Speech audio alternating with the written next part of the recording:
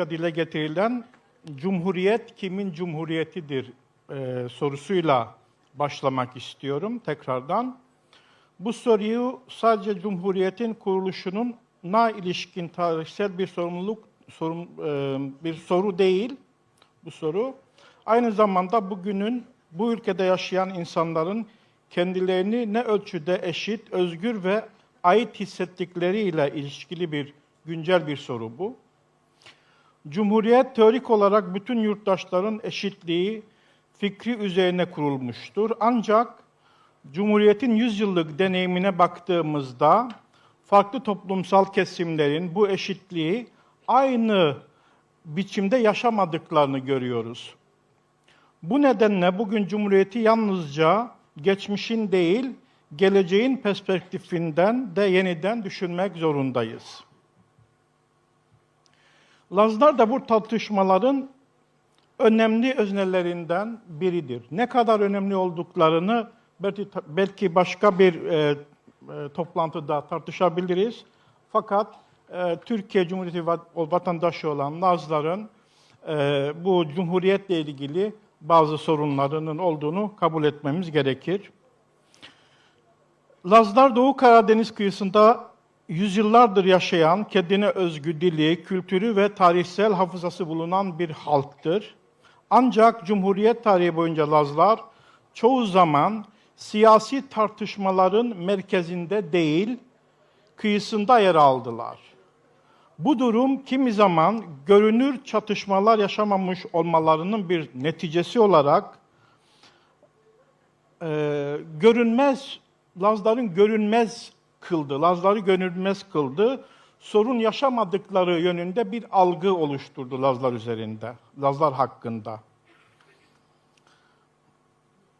Aksine görünmezlik çoğu zaman yaşanan kayıpların da görünmez hale gelmesine yol açıyor. Yani Lazlar bu görünmezlik pelerininin altında aslında büyük bir sorun yaşıyorlar. Şu an çok farkında olmasak da. Bu farkında olmamanın asıl sebebi de aslında nüfuslarının azlığı, Türkiye'deki politik çarkların içerisine girememeleri, bunların dışında kalmaları, Laz kimliğiyle bu sorunların dışında, bu çarkların dışında kalmaları, Lazları bir görünmezlik pelleriniyle örtüyor aslında. Fakat burada çok tartışılması gereken bir mevzu da hangi Lazlar? Lazlar kim sorusu, ama bu da yine bu toplantı için biraz zor bir soru olacak tartışması. Bugün birçok Laz ailede büyük anne ve büyük baba Lazca konuşmuyor. Torunlar dili ya hiç bilmiyorlar veyahut sadece birkaç kelimeyle bu dili yaşayabiliyorlar, konuşabiliyorlar. Yani Lazca'nın kuşaktan kuşağa aktarımı ne yazık ki son 40-50 yılda sönümlenerek aşağıya doğru devam ediyor. Bu yalnızca bir dil kaybı değil, bu aynı zamanda bir hafıza kaybıdır. Bir dünyanın, bir yaşam biçiminin ve bir kültürel birikimin sessizce yok olmasıdır. Bu noktada Lazların deneyimine yalnızca bir mağduriyet hikayesi olarak bakmak yeterli olmadığını düşünüyorum. Çünkü mesele yalnızca neyin kaybedildiği değil, asıl mesele geleceği nasıl kurgulanacağıdır. Ki bu toplantının da konusu aslında geçmiş 100 yılı anıp gelecek 100 yılda neler olabileceği üzerine fikir yürütmek idi. Bugün demokratik yurttaşlık dediğimiz şey, insanların farklılıklarından vazgeçerek eşit hale gelmeleri anlamına gelmemeli. Tam tersine demokratik yurttaşlık, farklılıkları koruyarak eşit olabilmek. Bir insanın hem Laz, hem Türkiye Cumhuriyeti vatandaşı, hem Karadenizli, hem demokrat olması arasında hiçbir çelişki olmamalıdır. Çoğul kimlikler demokratik toplumların zayıflığı değil, gücüdür. Bu nedenle Türkiye'nin 2. yüzyılında önümüzde duran temel görevlerden biri, yurttaşlığı tek bir kimlik üzerinden tanımlama alışkanlığını geride bırakmaktır. Yurttaşlık tek dil, tek kültür, tek kimlik, tek yaşam biçimi üzerinde değil, eşit haklar ve ortak demokrasi üzerine tanımlanmalıdır. Türkiye'de uzun yıllar boyunca uygulanan tekçi politikaların iddia ettiğinin aksine, kültürel çeşitlilik toplumsal bir tehdit değil, demokratik bir toplumun en önemli göstergelerinden biridir. Bir toplumun kültürel çeşitliliğe tehdit değil, zenginliktir. Bir dilin yaşaması başka bir dilin kaybı anlamına gelmemelidir. Bir kültürün görünür olması başka bir kültürün yok olması anlamına gelmemelidir. Türklüğü ve Türkçeyi korumak için Lazlığın ve Lazcanın, Kürtlüğün ve Kürtçenin ya da başka bir kültürel kimliğin baskılanması gerekmemelidir. Gerekmez. Tam tersine demokratik bir toplumda ortak aidiyet ancak farklı kimliklerin güven içinde var olabilmesiyle güçlüdür.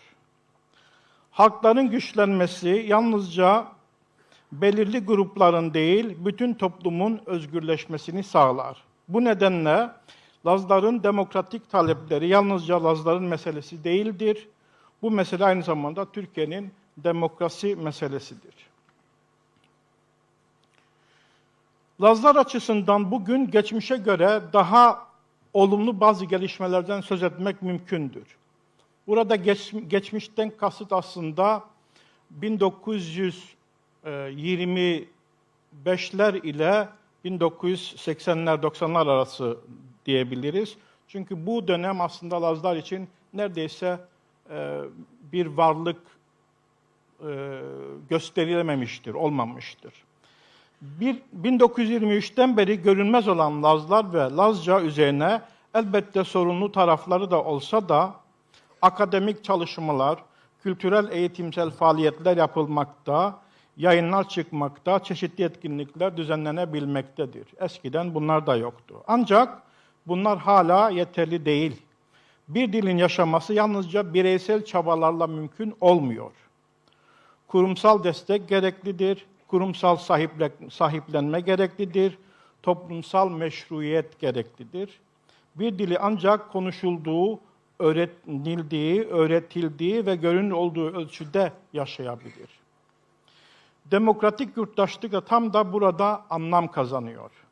Çünkü yurttaşlık yalnızca seçimlerde oy kullanmak değil, yurttaşlık aynı zamanda kişinin diliyle, kültürüyle ve kimliğiyle kurumsal anlamda da var olabilmesidir. Türkiye'nin 2. yüzyılında yeni bir demokratik tahayyülle ihtiyaç duyduğumuzu düşünüyorum. Bu tahayyülün merkezinde eşitlik kadar çoğulculuk da yer almalıdır. Ana dillerinin korunması, kültürel mirasın yaşatılması, yerel toplulukların güçlendirilmesi, demokratik katılımın arttırılması ve farklı kimliklerin eşit yurttaşlık temelinde tanınması, geleceğin demokratik cumhuriyeti için vazgeçilmez unsurlardandır. Cumhuriyet ancak bütün renklerin tanıdığı ölçüde güçlenebilir. Lazların hikayesi bu ülkenin hikayelerinden ayrı değildir. Lazların geleceği, Türkiye'nin demokratik geleceğinin bir parçasıdır. Bu nedenle burada tartıştığımız mesele yalnızca Lazların meselesi değildir. Mesele farklılıklarımızla birlikte yaşayabileceğimiz demokratik bir ortak yaşamı kurup kuramayacağımız meselesidir. Konuşmamı şu sözlerle tamamlamak istiyorum. Cumhuriyet yalnızca merkezdekilerin değil, kıyıda bırakılanların da kendisini eşit ve özgür hissettiği ölçüde demokratikleşmelidir. Çünkü gerçek demokrasi farklılıkların sustuğu değil, birbirini duyabildiği bir ortak yaşamın adıdır. Cumhuriyet kıyıda bırakılanların da kendisini eşit biçimde ait hissedebildiği zaman gerçek anlamda herkesin cumhuriyeti olabilecektir. Teşekkür ediyorum. İrfan Çağatay'a hem kıyıda bırakılanları hem de aslında zaten var olan çoğul yapımızı tekrar hatırlattığı için teşekkürler. Şimdi demokratik umuda karşı hegemonik restorasyon başlıklı konuşması için sözü Ali Duran Topuz'a bırakıyorum. Slavres Jahemyara. Süremiz kısa. Ben de her şeyi birbirine karıştırarak, hani her yiğidin bir yoğurt yiyiş tarzı varmış. Ben yüzüme gözüme bulaştırarak yemeyi seviyorum. O yüzden bu kıymetli toplantıya aldığım davetten onur duyduğumu belirterek hemen meseleme geçeyim.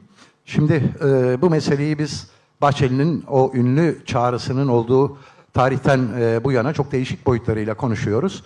Bir yandan doğrudan sürecin kendi iç ritminde bir takım gelişmeler oluyor, bunu izliyoruz. Öte yandan Türkiye'nin içinde bir takım gelişmeler oluyor. Bununla bağlantılı veya bağlantısız, bunu izliyoruz. Öte yandan bölgede gelişmeler oluyor, bir de dünyada gelişmeler oluyor. Benim izlenimim özellikle belirli bir noktadan sonra Bahçeli'nin konuşmasının Suriye ile yakından bağlantılı olduğu kısa sürede ortaya çıktıktan sonra olan bitenleri izlerken iki tarafı ilgimi çekti. Bir tarafı, eğer işte Bahçeli'nin ve Erdoğan'ın ilk yıl içinde çok söyledikleri ama son 3 aydır hiç telaffuz etmedikleri gibi bir Türk-Kürt tarihsel ittifakını güncel olarak yenileyip bunu Öcalan'ın da ifade ettiği çatışma ve şiddetten hukuk ve demokrasi zeminine geçecek bir süreç olacaksa bu bir takım beklentiler yaratacaktı doğal olarak. Bu kısmı, yani bu beklenti kısmı hiçbir şekilde olmadığı gibi sanki hedeflenen şey başka bir şeymiş gibi tersine doğru yürüyüp gitti. Örneğin hukukta herhangi bir gelişme olmadı. Kamusal alanın 2015'ten sonra başlatılan tahribi aynı hızla devam etti. Kamusal alanın oluşabilmesi ve orada demokratik imkanların kullanılabilmesi için gerekli yapılar, özellikle bilginin iki rejimi, yani akademi ve medya, hem tahribat hem de baskı altında tutulmaya yoğun biçimde devam edildi. İşte kısa sürede kayyumlar geldi. Peşinden bu kayyum işte baskılama, dışlamak, Kürtler söz konusu olduğunda 1924'ten işte 2016'ya kadar çok iyi bildiğimiz mekanizmaların hemen aynısı ana muhalefet partisine uygulanmaya başladı. Yine işte kayyumlar, çeşitli işte hukuki görünümlü operasyonlar filan. Küresel plana bakınca da benzer bir manzara var. Böyle olunca ben meseleyi, demokrasi bir umut, hepimizin aradığı bir şey ve bu sürecin en önemli muhatabı ve aktörü niteliğinde olan İmralı'da cezaevinde tutulan Abdullah Öcalan'ın da ifade ettiği demokrasi kısmını ve ondan yana olan, onun arayışında olan biri olarak diğer tarafın hareketlerini nasıl tanımlanabileceğine bakmaya başladım. Hasılı şimdi gelecek ay yapılacak olan Türkiye'deki NATO toplantısıyla beraber bunu alınca da kafamda şöyle bir fotoğraf şekillendi. İçeride ekonomi politikaları ve bunun tarihteki yönetsel pratiklerle işbirliği içerisinde geldiği hal bir yenileme getiriyor. Bu yenilemenin içerideki biz sebebini ve yapısını da aslında biliyoruz. 2015'te Kürtler önce aslında İslamcı hareketler düşünülerek 12 Eylül'de oluşturulan barajı, belki de sosyalist hareketler de düşünülerek oluşturulan ama sonra sadece Kürtlere özgü olduğu için kalınan barajı güçlü biçimde parçalayıp geçtiler. Üçüncü parti oldular. Böylece iç anti-Kürt nizamın yani hegemonyanın Kürtlerle ortaklaşılmadan kullanılmasının güvencesi eşliğinde yürütülen parlamenter sistemin bir anlamı kalmadı. Rejimin temel mantığı açısından. Hızla bunun tahribat ve tasfiyesi başladı. Darbe girişimi de bir fırsat olarak kullanıldı. Hem yerel yönetim tecrübeleri, yani yine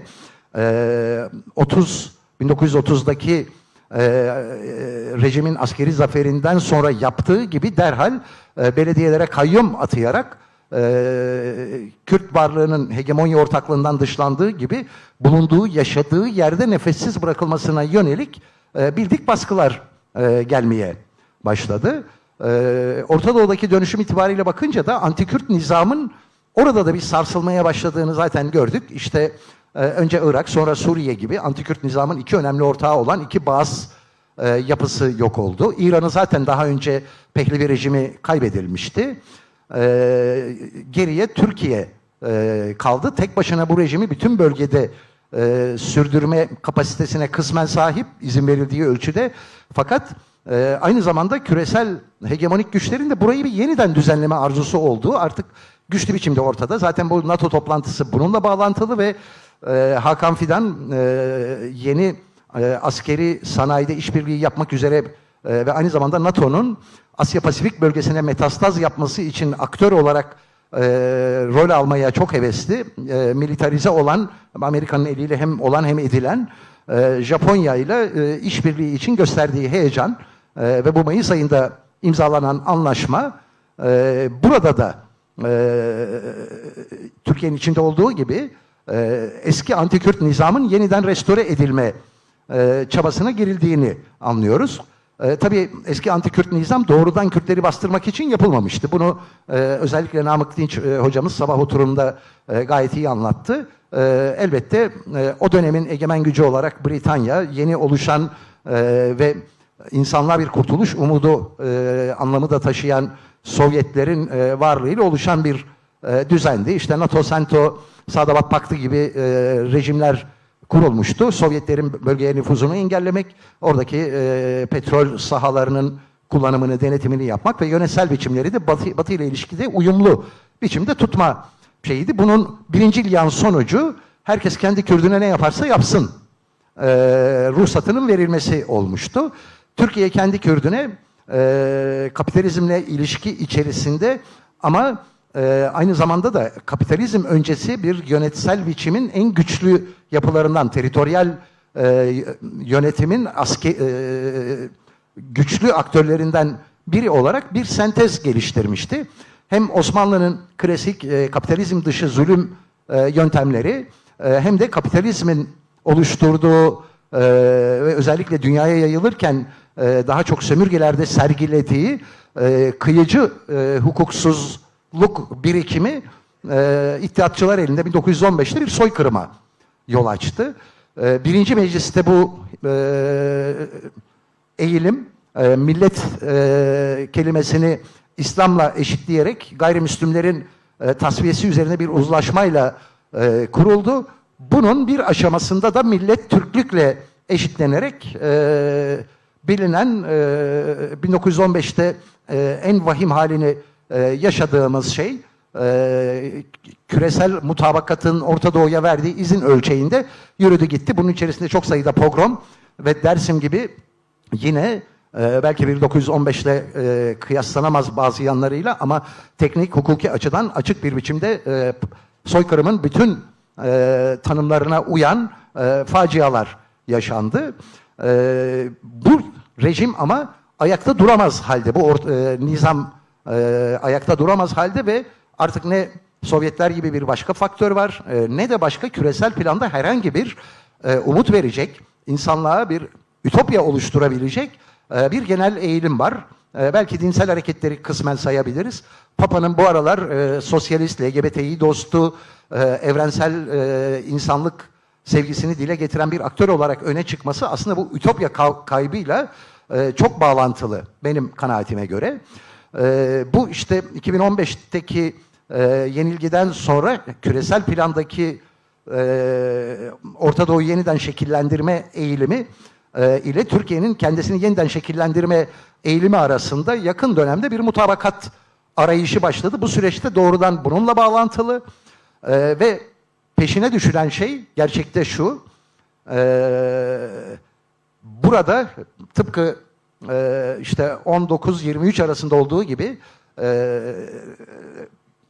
küresel kapitalist egemenlerin ittifakında yer alarak, onlarla gerekli pazarlığı yaparak yerel olarak burada bulunan kendi çıkarlarını elde etmek üzere Türkiye açısından Kürtsüz bir Orta Doğu, Kürtlerin uluslararası bir aktör olamayacağı, olarak görülemeyeceği bir Orta Doğu inşasını sağlamak üzere bir pazarlık yürütülüyor. Bir yandan, öte yandan bu süreç yürütülüyor. Bu ikisi arasındaki çelişki, görünüşte bir çelişki benim kanaatime göre, iki ayrı mecburiyeti getiriyor. Mecburiyetten kaynaklanıyor. Bir tanesi küresel güçler açısından burayı yeniden düzenlerken şöyle bir sorun var. 4 kişi yaşıyor burada.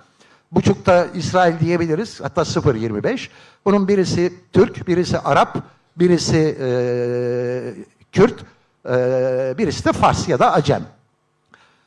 Üçüne dayalı eski sistem yeniden kurulduğunda 50 milyondan fazla nüfusu olan ve politik olarak da kurtuluş mücadelesi ekseninde aktörleşmiş ve kargaşa durumlarında hızla uluslararası aktöre dönme potansiyelini Suriye'de ortaya koymuş bir Kürt hareketi var. Yoldaşlarıyla beraber. İran'da hedeflenen sarsıntı meydana geldiğinde orada da ortaya çıkacak Kürt nüfusla beraber ya 1, 2 ya da 3 Kürdistan kurulma potansiyeli doğacak. Ya Birleşik bir Kürdistan ya da Kürtlerin yeniden baskılanacağı bir ortaklık rejimi. Türkiye bu riski atlatmak üzere Kürtlerin bu emperyalist güçlerle işbirliğine girmemesini sağlamak üzere anti-emperyalist ve anti-siyonist karakteri tartışma konusu bile olmayan Öcalan'ın kapısını çaldı. Bu tehdit savuşturulamazsa belki bazı hukuki ve demokratik eğilim ve açılımlar söz konusu olabilir. Ne kadar kaldı? Bitti. Bitmiş. İşte şu anda içinde bulunduğumuz durum, bu gerilimin yarattığı durum. Bir yandan demokrasi ve hukuk zemini içerisinde umut bağlanacak hem kapitalizme hem onun yerel işbirlikçi hegemonik güçlerine karşı mücadelede umut bağlanacak bir hareket ve onunla işbirliği içerisinde bölge halklarıyla da işbirliğini sağlayabilecek bir potansiyel ve imkan duruyor önümüzde. Hem de Öcalan'ın deyimiyle onların projesi, yani işte emperyalistlerin demin kısmen tasvirine çalıştığım projesi bir çatışma hali içindeler. Burada Kürtlerin ve Kürtlerin önemli bir kısmının, özellikle Türkiye'dekilerin temsilcisi ve önderi olarak gördüğü Öcalan'ın projeleri eksenindeki mücadeleye destek verme ve vermeme sorunu çıkıyor. Bu demokrasiye ve hukuka sahip çıkma sorunu olarak beliriyor aynı zamanda. Hangi bileşke vektörün yani yine işte Birinci Dünya Savaşı'ndan sonra olduğu gibi soykırımlara yol açabilecek emperyalistlerle işbirliği içerisindeki hegemonik mekanizmanın mı kazanacağı, yoksa demokrasi ve hukuk eksenli demokratik cumhuriyet arzu ve arayışı içindeki güçlerin mi hakim olacağı bu mücadele içerisinde belirlenecek. Çok teşekkür ediyorum. Süreyi de saptım, özür dilerim. Çok teşekkür ediyoruz Ali Duran Topuz'a. Şimdi zulmün doğrusal tarihinden kozmik uyuma, onarıcı cumhuriyet başlıklı konuşması için Hüdayi Kaya'ya sözü bırakalım. Buyurun.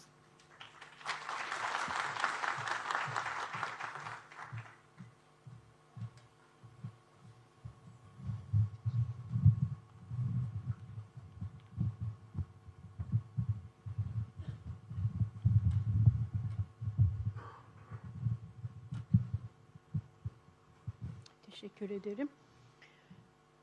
Çok değerli, çok güzel bir organizasyonda bütün gün gerçekten çok değerli konuşmalar yapıldı.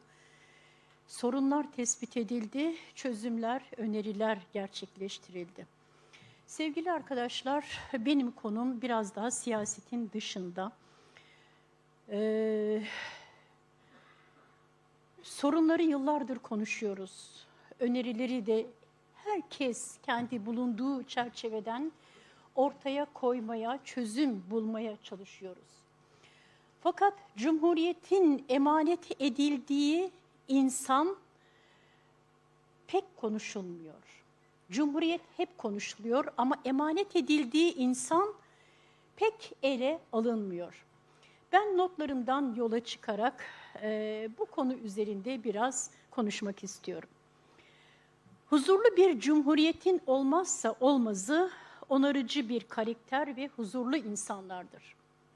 İnsan yalnızca anayasa ile korunmaz, ahlaki vicdanla da korunur.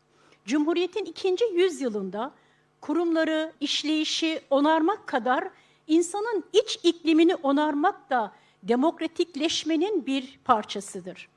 Onarıcı cumhuriyet, kırılmış, tıkanmış kurumları olduğu kadar kırılmış, tükenmiş güveni, toplumsal ahlakı ve hafızayı da onarmayı hedeflemelidir.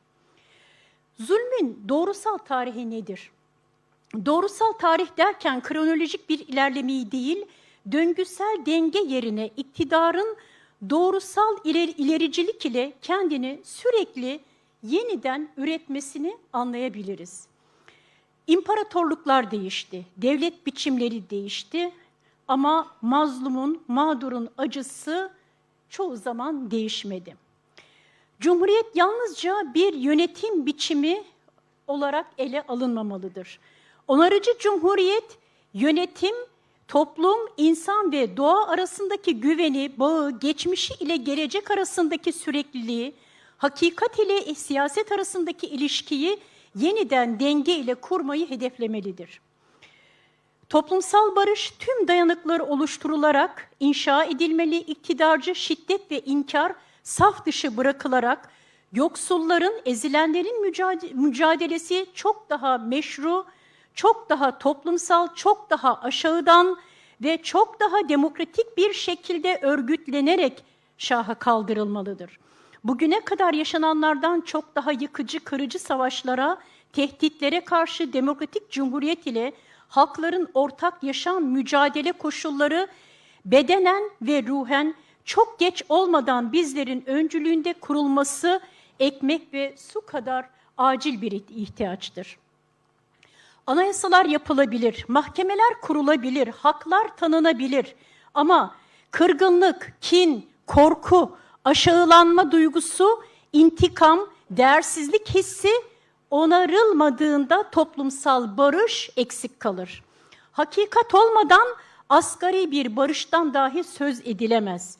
Adalet olmadan güven olmaz. Fakat vicdan olmadan ne hakikat kalıcı olur ne de adalet. Onarıcı cumhuriyet yalnızca devlet ile vatandaş arasındaki ilişkiyi değil, insanın kendisiyle, komşusuyla, toplumla ve doğayla kurduğu bağı da onarmayı hedeflemelidir. Hakikat neden önemlidir? Bir toplumda yaşanan acılar konuşulmazsa kaybolmaz. Bastırılır, sessizleşir ama yaşamaya devam eder. Hakikat komisyonların temel mantığı hep şu olmuştur. Önce gerçeği görünür kılalım. Çünkü inkar edilen acı iyileşmez, görünmeyen yara kapanmaz. Adalet neden önemlidir? Hakikat tek başına yetmez. Çünkü insanlar sadece duyulmak istemez. Aynı zamanda yaşadıklarının haksızlık olduğunu da kabul edilmesini isterler. Burada çok ince bir ayrım vardır. İntikam başka bir şeydir, adalet başka bir şeydir. İntikam geçmişe bakar, adalet ise geleceğe. İntikam sen de acı çek der, adalet ise bu bir daha yaşanmasın, bir daha asla der. Onarıcı cumhuriyet fikri burada önem kazanıyor. Çünkü amaç yalnızca suçluyu cezalandırmak değil, bozulan güveni yeniden kurmaktır. Dünyanın birçok yerinde farklı ve benzer örneklerde hukuki uzlaşmalar sağlandı fakat insanlar tam anlamıyla huzura kavuşamadı. Neden? Çünkü insan sadece hukuki bir varlık değildir. İnsan ve toplum, politik, ahlaki ve vicdani olmak zorundadır. Sınıfların varlığı yasal ve hukuki olabilir ama ahlaki ve vicdani olamaz. İnsan anlam arayan, aidiyet arayan, sevilmek isteyen, değer görmek isteyen, umut etmek isteyen, yaşamda anlam buldukça insanlaşan bir varlıktır. Bugün dünyanın pek çok yerinde insanlar güvencelere sahip ama yine de yalnız. Yine de öfkeli, yine de mutsuz ve huzursuz. Demek ki mesele sadece siyasi, ekonomik ve hukuki değil. Nasıl ki bedenlerin bir bağışıklık sistemi olduğu gibi toplumların da bir bağışıklık sistemi vardır. Bu sistem aynı zamanda vicdan, empati, merhamet, ahlak, sorumluluk duygusu yani erdem, anlam hissi ile beslenir. Bu bağışıklık zayıfladığında insanlar çok eğitimli, öğrenimli olsa da fakir, zengin, şehirli, köylü, başarılı, başarısız olsa da demokratik, laik, seküler, dindar, dinci, gelenekçi, modernist olsa da aynı oranda zalimleşebiliyorlar. Bugün sermayenin dünyasında normal olarak cezaevlerini dolduranların çoğu yoksullar olsa da birçok büyük suçun arkasında eğitimsiz fakir insanlar değil, yüksek eğitimli, varlıklı insanlar bulunabiliyor. Çünkü özgürlükler, hukuklar, zenginlikler, eğitimler bir karakter, bir ahlak, bir döngü, bir denge oluşturamayabiliyor. Bilgi ve bilim vicdan üretmeyebiliyor. Teknoloji, hikmet ve bilgelik üretmeyebiliyor. Bir insanın bir başka insanı nesneye dönüştürmesi, bir toplumun başka bir toplumu değersiz görmesi, insanın doğayı yalnızca tüketilecek bir kaynak sanması, uyumun bozulmasıdır. İktidarın doğumu ve zulmün özüdür aslında bu. Cumhuriyet yalnızca bir yönetim biçimi değildir. Aynı zamanda birlikte yaşama ahlakı ortaya koymalıdır.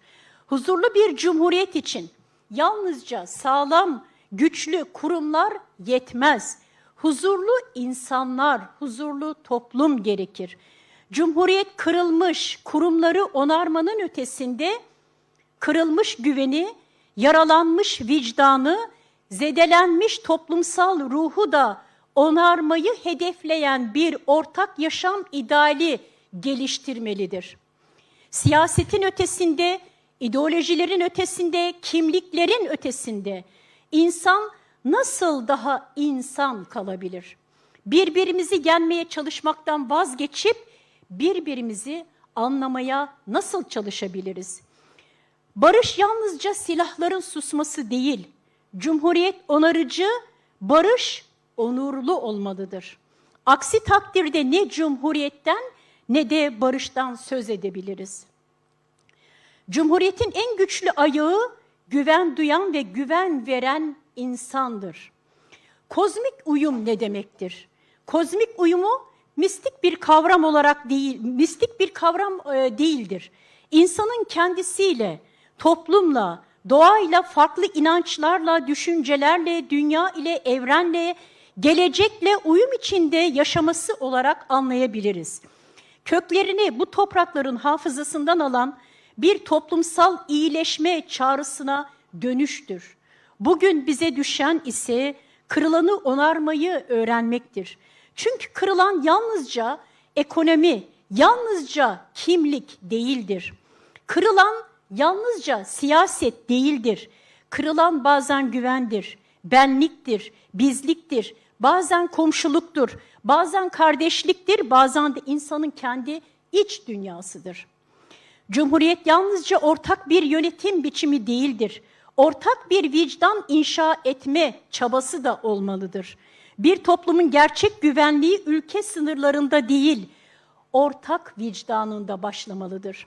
Huzur, güvenlik politikalarının ürettiği bir sonuç değil, anlam, aidiyet, adalet duygusunun meyvesidir. Cumhuriyetin 2. yüzyılında hedefimiz daha adil bir toplum, daha yatay bir demokrasi ve daha yüksek bir vicdan inşa ederek bölgeye, yeryüzüne savaş, şiddet ve yoksulluk değil, huzur, refah ve güven yayan bir cumhuriyet olmalıdır. Ne inkar, ne intikam, hakikat, adalet, onarım. Modern siyaset çoğu zaman insan, ekonomik, hukuki, sosyal ve biyolojik... Hemen bitti, toparlıyorum son bölüm. Biyolojik ihtiyaçları olan bir maddi varlık olarak ele alıyor. Bunlar elbette vazgeçilmezdir. Aç insanın özgürlüğünden, güvencesiz insanın demokrasiden tam anlamıyla yararlanması zordur. Ancak insanı sadece bu katmanlara indirgediğimizde başka bir sorun çıkıyor. Refah artabiliyor, merhamet artmayabiliyor. Eğitim yükselebiliyor ama vicdan gelişmeyebiliyor. Teknoloji ilerliyor ama insanlaşma gerileyebiliyor. Nasıl ki beden virüslere, bakterilere, hastalıklara karşı bağışıklık geliştiriyorsa, insan da nefrete, fanatizme, şiddete, ayrımcılığa, iktidar sarhoşluğuna karşı bir iç bağışıklık geliştirmesi gerekir. Bu bağışıklığın kaynakları ise sadece yasalar ve kurulan sistem değildir. Yaşamı ahlaki ve politik olarak anlamlandıramayan insanların kurduğu düzenler en iyi niyetlerle başlasa bile zamanla yeniden çatışma ve tahakküm üretebiliyor. Günümüzde kurumsal dinler ile binbir farklı cennet tasvirleri anlatılsa da inançlarımızın ve kültürlerimizin kadim kaynaklarında cennet müdahale edilmemiş, bozulmamış doğal bir bahçe olarak tasvir edilir. Cennetin kelime anlamı budur. İnsanın yuvası, yurdu doğadır. İnsanlık yuvasından, yurdundan sürgün edildiği için bu kadar düşmüş ve çaresiz durumda. Bu nedenle Cumhuriyet sadece demokratik değil, ekolojik bir cumhuriyet olmalıdır. Sadece insan ve toplumla ilişkilerini değil, doğayla, toprakla, suyla ilişkilerini de onaran bir cumhuriyet olmalıdır. Onarıcı cumhuriyet, kadını toplumsal vicdanın kurucu öznesi olarak görmelidir. Bir toplum kadınlarını incitiyorsa aslında geleceğini incitiyor. Çözüm dışarıda, savaşta değil, içimizdedir, barıştadır. Teşekkür ederim. Çok teşekkür ediyoruz. Şimdi kimin cumhuriyeti ya da kimin ülkesi, kimin vatanı dediğimiz zaman en çok dışarıda bırakılan kesimlerden bir tanesi de mülteciler. Yerinden edilmek, birlikte yaşamak, mültecilik ve hak siyaseti başlıklı konuşması için Levent Ayaşlıoğlu. Bu konferansa çağrıldığım için çok teşekkür ediyorum. Ben mülteciler ve yerel yoksullarla birlikte yaptığım çalışmalardan öğrendiklerimi toplum nezdinde anlatmak istiyorum. Yüzümü topluma dönerek anlatmak istiyorum. Derdim toplum. Ama ilk önce mültecilik üzerine en temel kabul ettiğimiz iki ilkeyi söyleyerek başlamak istiyorum. Mültecilik ve zorunlu göç şöyle tanımlayayım, pardon. Zorla yerinden edilmenin nedeni olan mültecilik ve zorunlu göç bir kriz nedeniyle oluyor. Bu kriz savaş, iç savaş, açlık, yokluk, faşizm gibi bir kriz ve bunun nedeni de kapitalist sistem.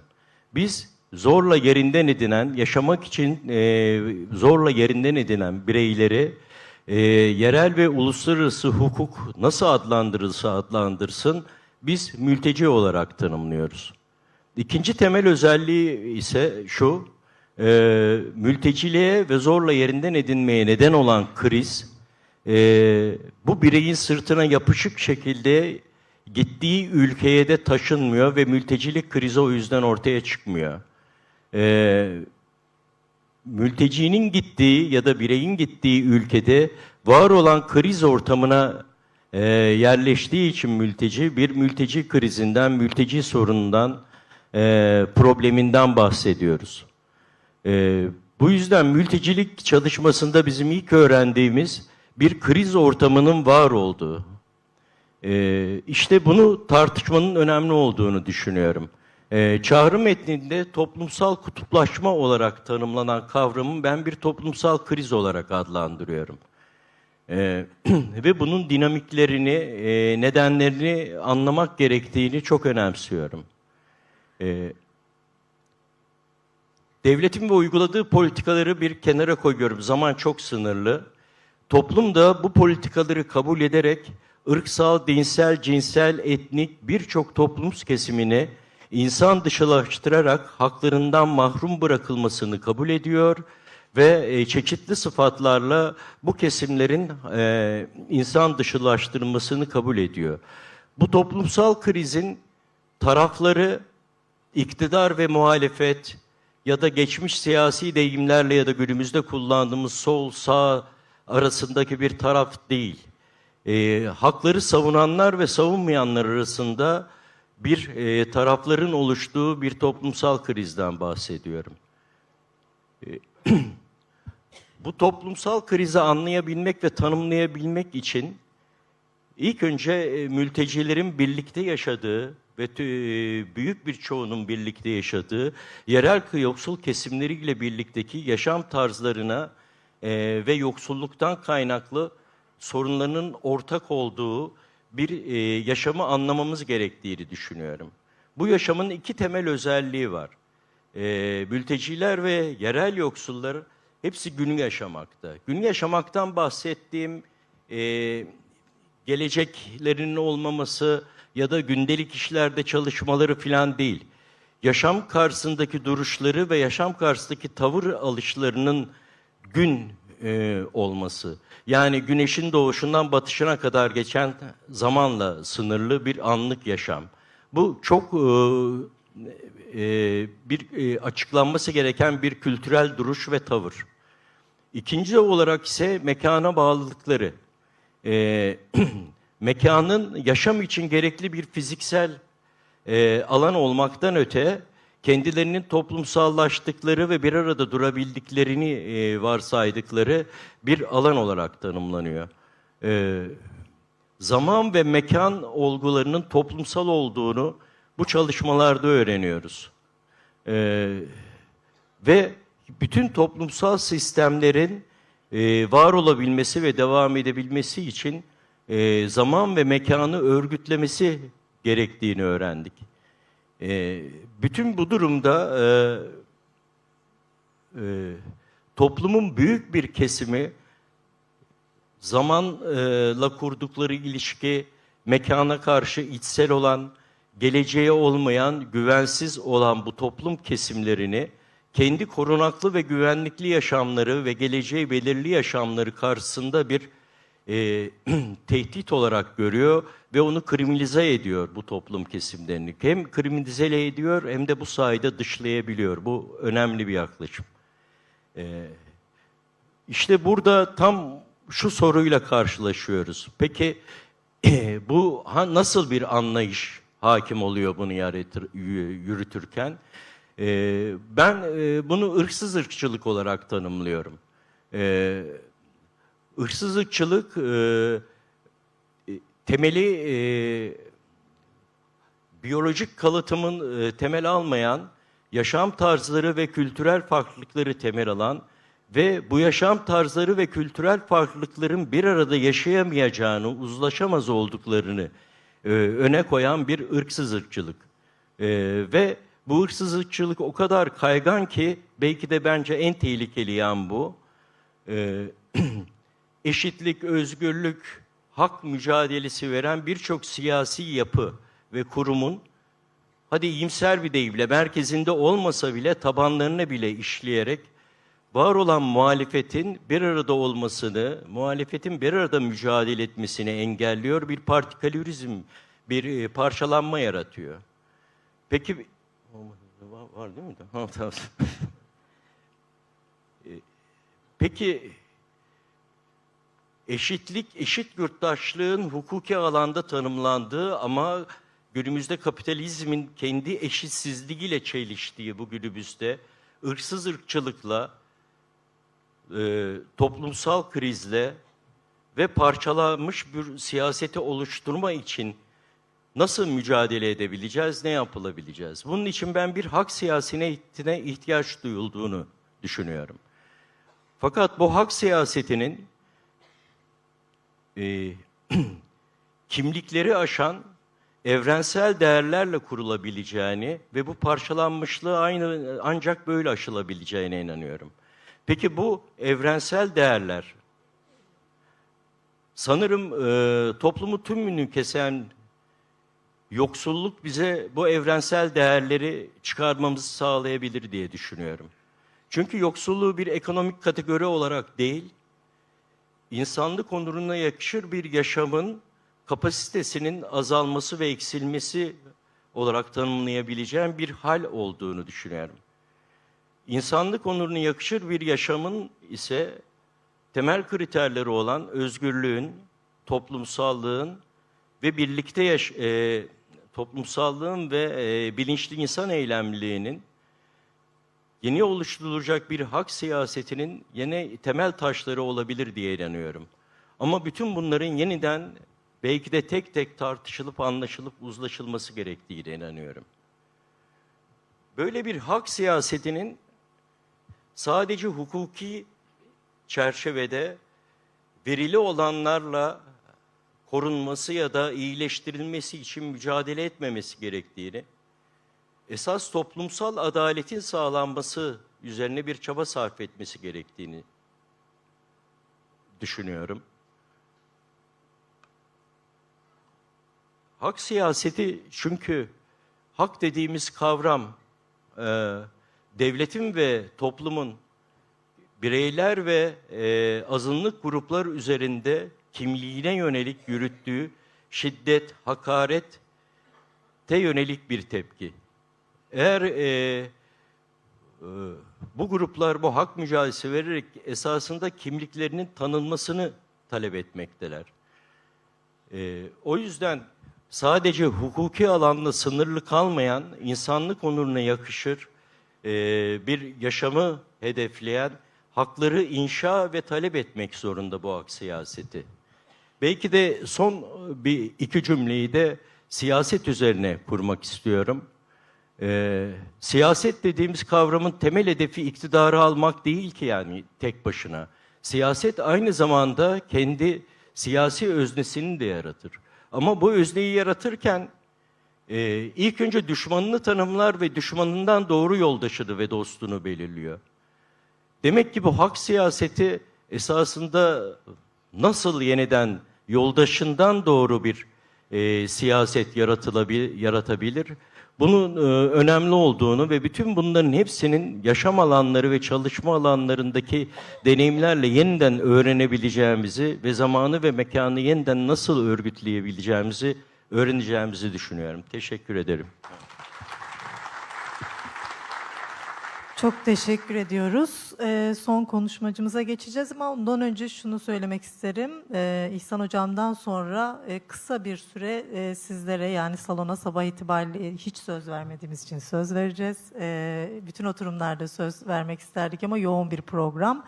Kısa bir süre size söz vereceğiz. Son konuşma, Medine Sözleşmesi'nden Demokratik Cumhuriyete birlikte yaşam mümkün mü? Buyurun hocam.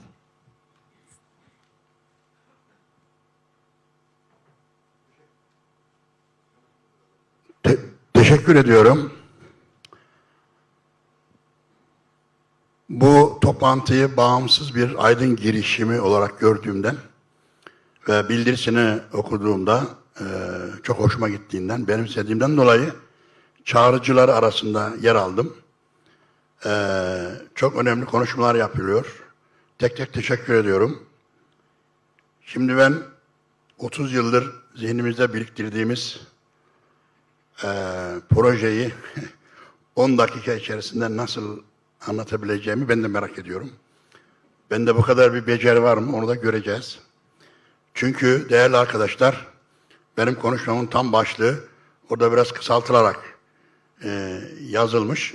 Tam başlığı şöyle: Medine Sözleşmesi ruhuna dayanan demokratik İslam anlayışının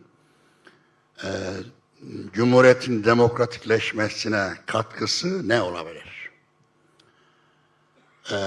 Bu nedenle 2003'lü yıllarda Adalet Devleti diye bir kitap yazmıştım.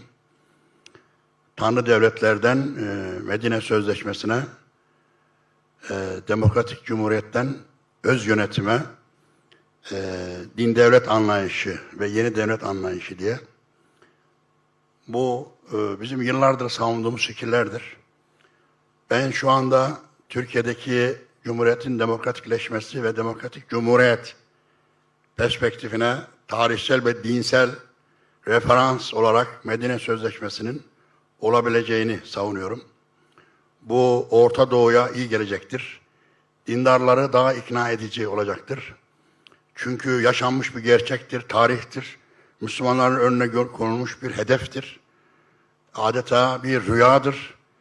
Nerede gerçekleşirse ve orada bedenlenirse orada hayata geçirilmiş olacaktır. Bu nedenle kısaca maddeler halinde Medine Sözleşmesi nedir? Gözünüzün önüne koymak istiyorum. Muhammed Peygamber Medine'ye geldiğinde sevgili arkadaşlar, Medinelilere şöyle demiyor. Ben Allah'ın peygamberiyim. Herkes bana itaat etmek zorundadır. Böyle demiyor. Gelin sözleşme imzalayalım diyor. Ve Medine'de bulunan ve kendisinin peygamberliğine inanmayan, kendisi gibi düşünmeyen, kendi ana dilini konuşmayan insanlarla bir sözleşmeler dizisi imzalıyor. Belli başlı sahabelerin evinde toplanarak 30'ar 40'ar kişilik gruplar halinde bu 1-1,5 yıl kadar sürüyor. Hepsiyle sözleşme imzalıyor. Bunların tamamına Medine Sözleşmesi diyoruz. Rahmetli Hamidullah bunu 48 maddelik Arapça bir metin halinde ilim dünyasına kazandırdı. Bu sözleşmede ne yazıyor? İnsanlarla ne sözleşmesi imzalıyor?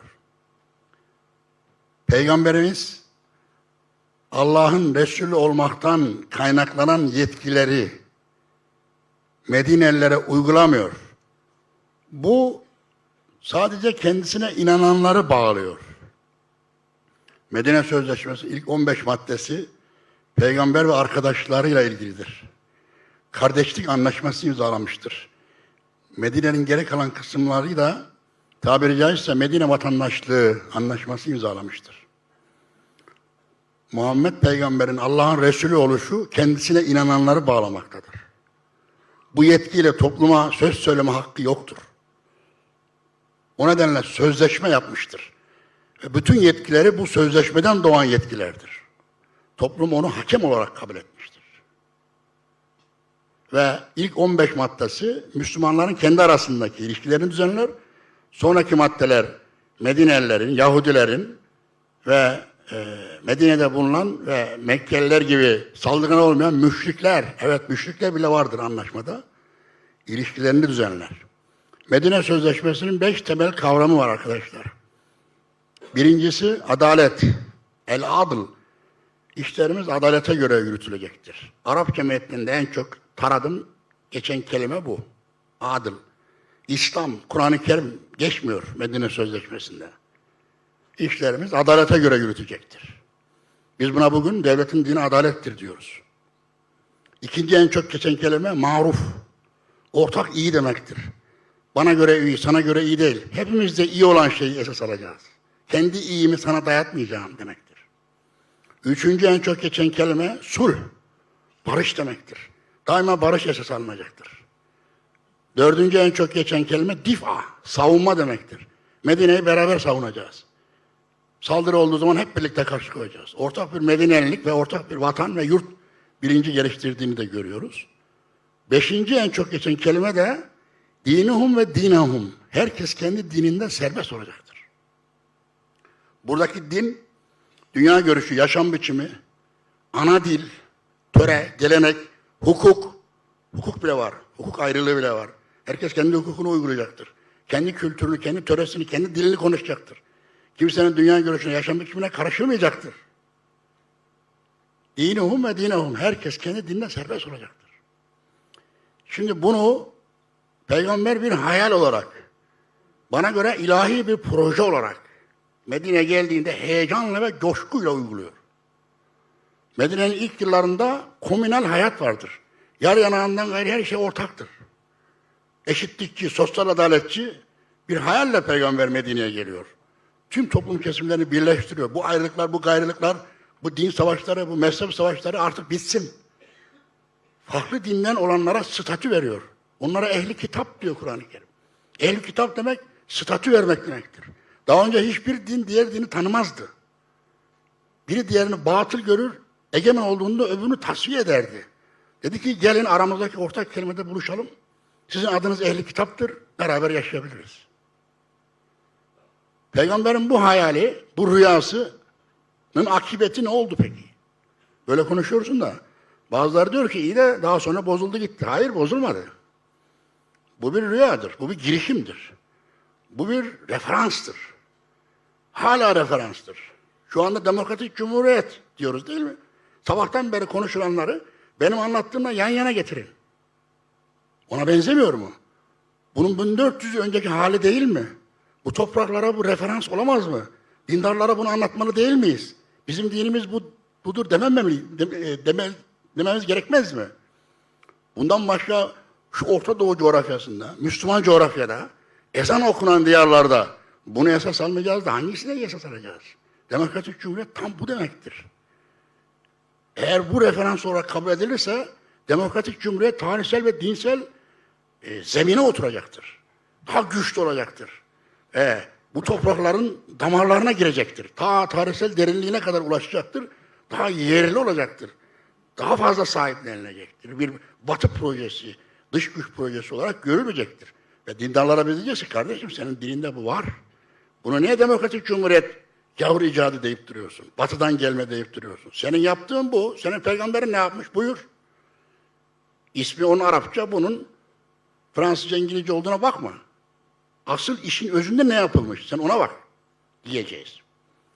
Sevgili kardeşlerim, Hazreti Ali Maide suresinin 42. ayetine dayanarak tayin ettiği valiye gittiği yerde Medine Sözleşmesi'ni uygulamasını istiyor. Ne bitmesi? Ne diyor Maide suresinin 42. ayeti? Medine Sözleşmesi'nin temelidir. Kur'an'daki köküdür. Onlar sana aranda hakem olmasını, sana hakem olmalarını isterlerse onlara hakem yap, hakemlik yap ve adaletle hüküm ver. Eğer yüz çevirirlerse onları kendi haline bırak. Kendi haline bırakmak demek, illa seni ben yöneteceğim diye bir iddiam yok. Eğer beni aranda hakem olarak kabul etsen hakim değil, egemen değil, hakem. Müslümanlar egemen olamazlar.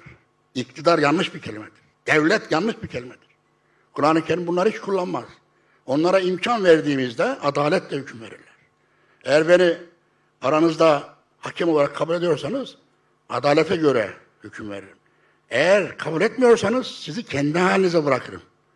Kendi hukukunuz, kendi yaşamınız, töreniz, ana diliniz neyse onu yapın. Onları değiştirmeye çalışmak olmaz. Bizim görevimiz insanları değiştirmek değil, şartları değiştirmektir. Şartları değiştirip o şartlar içerisinde insanların özgürce yaşamalarını sağlamaktır. Şimdi buradan günümüze gelerek bağlıyorum. Bugün Türkiye'de eğer bu dediklerimiz Medine Sözleşmesi adı altında veya Demokratik Cumhuriyet adı altında gerçekleşirse bundan en çok kim zarar veya yarar görecek? Daha doğrusu yarar ve zarar demeyeyim de kim sevinecek, kim biraz acıtacak, acı çekecek diyelim. Dokunacak yani. Bir, Müslüman olanlar biraz acıtacak. Çünkü Müslümanlık devletin resmi dini olmayacak. Devlet Müslümanlığı parti tutar gibi, taraf tutar gibi tutmayacak. Devletin resmi bir dini olmayacak. Devletin dini adalettir. Bu kadar. İslam tarihinin 2 tane temel cümlesi var. İnsanlara hediyesi olan. Ve devlet hakkındaki görüşü nedir İslamiyet'in derseniz söyleyebileceğimiz 2 cümlecik var. 2 altın cümle. 1, adalet mülkün temelidir. 2, devletin dini adalettir. Bu kadar. Öyle İslam devleti, şeriat devleti falan bunların hiçbirisi yok. Adalet. İkincisi, kendine Türk diyenler biraz acı çekecek. Çünkü Türklük demokratik bir cumhuriyette devletin ve milletin değil de devletin resmi kimliği ve adı olamaz. Türkiye dersin, o ayrı bir şey. Ama devlete vatandaşlık bağıyla bağlı olan herkes Türktür. Türk anadan, Türk babadan doğan Türktür. Bunun anayasadan tamamen çıkarılması gerekir. Demokratik cumhuriyette böyle bir madde olamaz. Nasıl ki devletin dini mubidi İslam'dır ifadesi 1928'de anayasadan çıkarıldı. Demokratik cumhuriyet olma yolunda önemli bir adımdı. Ama bu duruyor. Din duruyor, din çıkarıldı ama etnik kimlik duruyor. Eğer bu etnik kimlik de normal şekilde dönüştürülürse, yani denesek öyle bağ kelimesi de yanlış. Otoriter bir uslupla bağlı olmak diyor. Yani hala bir otoriter eda var yani. Türkiye Cumhuriyeti nüfus cüzdanına taşıyan herkes Türkiye Cumhuriyeti vatandaşıdır ve devlet hepsine eşit mesafede durur. Bu kadar. Bu kadar. Toparlıyorum. Üçüncüsü de Sünnilerdir. Onlara biraz acı gelecektir. Çünkü Sünnilik yazılı olmayacak şekilde, Müslümanlık da yazılı olmayacak şekilde ama Türklük direkt yazılı olacak şekilde şu anda devletin resmi çizgisi olarak devam ediyor. Şimdi bu üçü devletin egemen kültürü olarak görüyor. Ben de bir Müslüman, Türk ve Sünni aileden geliyorum. Kürtlerden önce, bunu önce ben kendim eleştiriyorum. Yani ben büyük cihat yapıyorum. Büyük cihat ne demek arkadaşlar? Kendi nefsini eleştirmek demek. Kendi nefsi ne demek? Kendi kültürü, kendi tarihi, kendi medeniyeti, kendi mahallesi, kendi geldiği kök. Benim geldiğim kök ne? Müslüman, Türk ve Sünni. O zaman önce benim bunu eleştirmem lazım. Demokratik cumhuriyet olunmak isteniyorsa bunlar halka bırakılacak. Bunlar bu topraklardan kazınmayacak. Bu sosyolojidir. Müslümanlık, Türklük ve Sünnilik kıyamete kadar devam edecek. Kürtlük de kıyamete kadar devam edecek. Biz burada devletten bahsediyoruz. Ortak devlet, vergilerimiz ayakta duran ortak organizasyonda devletin resmi dini, resmi mezhebi, resmi ideolojisi, kutsal şahsiyeti, ulu kişisi olmaz. Demokratik cumhuriyette bunlar olmaz. Eğer bunlar varsa o demokratik cumhuriyet değildir. O belirlediğin kişi veya şahıs veyahut da mezhep veyahut da din veyahut da etnik kimlik resmileştiği an devletin anayasasına şak diye girdiği zaman ondan olmayanlar, onun gibi olmayanlar mecburen otomatik olarak ötekileştirirler. Başka birisi gelir, siz anayasada geçmiyorsunuz diye zulme başlar. O nedenle devletin dini adalet duruyoruz. Ondan başka bir şey olmamalı diyoruz. Diğerlerinin tamamı sosyolojidir. Nasıl ki 1928'de devletin dini mübini İslam'dır ifadesi çıktığından dolayı Müslümanlıktan çıktı memleket. Aynı şekilde anayasada vatandaşlık tanımı yeniden düzenlendiğinde de hiç kimse merak etmesin, Türklüğe hiçbir şey olmayacak. Türkler yaşamaya devam edecek. Türkçe gürül gürül yaşayacak. Aynı Kürtçe ile beraber yan yana eşit, özgür bir şekilde bu ülkenin geleceğinde sonsuza kadar var olacaklar. Biz burada devletten bahsediyoruz. Demokratik Cumhuriyet daha çok devletle ilgili bir projedir. Sonra topluma yansıyan tarafları vardır. Hepinize teşekkür ediyorum. Beni dinlediğiniz için çok sağ olun. Çok teşekkürler İhsan Hoca'ya. Şimdi salonda kısa sözler varsa paylaşmak istediğiniz salona söz verebiliriz. Buradan bakıyoruz. Söz almak isteyen var mı? Bence oldukça yoğun ve oldukça da dolu bir program olduğu için yani sabah itibariyle gerçekten de içeriği çok yoğun, kıymetli konuşmalar dinledik. Ben bu oturumdaki 5 konuşmacımıza da çok teşekkür ediyorum. Sizlere de bu saate kadar sabır gösterdiğiniz için ayrıca teşekkür ediyorum. Yarın sabah 10'da görüşmek umuduyla çok sağ olun.